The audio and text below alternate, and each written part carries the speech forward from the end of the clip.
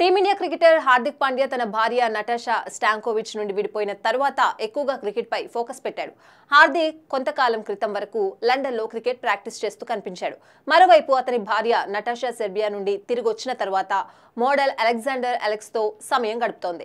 Natasha తన కొడుకు అగత్సేతో కలిసి సెర్బియా వెళ్లింది.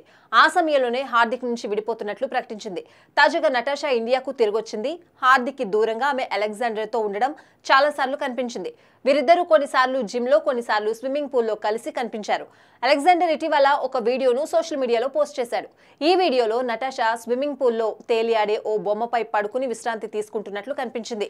అలెగ్జాండర్ వెనుక నుంచి వచ్చి నటాషాను కింద పడేశాడు. ఒక్కసారిగా నీళ్లలో పడిపోవడంతో నటాషా షాక్ కు గురైంది. ఈ వీడియోపై వ్యాఖ్యానిస్తూ నటాషా నవ్వుతున్న ఎమోజీలను పంచుకుంది. నటాషా అలెగ్జాండర్ ను తన సోదరుడిగా భావిస్తుంది. ఈ విషయాన్ని ఆమె చాలా సందర్భాల్లో సోషల్ మీడియాలో కూడా చెప్పింది.